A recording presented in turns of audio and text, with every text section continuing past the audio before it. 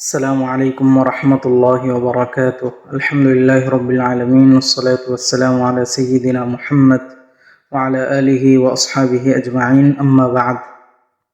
প্রাণপ্রিয় সাথী ভাইরা, যারা নিয়মিত আমাদের জুমার আলোচনা থেকে ইস্তিফাদা করছেন, উপকৃত হচ্ছেন এবং নিয়মিত এই লিখিত আলোচনাগুলো ফলো করেন, আপনারা জানেন এই সপ্তাহে আমরা সিরাত পর্ব 4 অর্থাৎ সিরাতুন নবী সাল্লাল্লাহু আলাইহি ওয়াসাল্লামের পর্বাকারে আমাদের যে ধারাবাহিক আলোচনা চলছে এর চতুর্থ পর্ব এই সপ্তাহে আলোচনায় আসবে ইনশাআল্লাহ। তো আমাদের সিরাতের চতুর্থ পর্ব, এই পর্বটি রাসূলুল্লাহ সাল্লাল্লাহু আলাইহি ওয়াসাল্লামের মক্কি জীবনী নিয়ে লেখা হয়েছে। তো এই লেখাটি অতি সংক্ষিপ্ততার পরেও এবং যা না হলে নয় এই বিষয়গুলো যুক্ত করার পরেও আমরা দেখতে পাচ্ছি যে আলোচনাটি বেশ লম্বা হয়ে যাচ্ছে।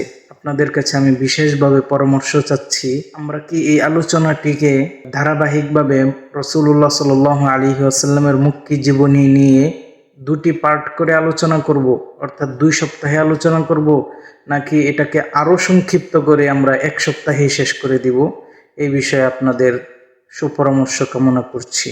সবাইকে ধন্যবাদ। আসসালামু আলাইকুম ওয়া রাহমাতুল্লাহ।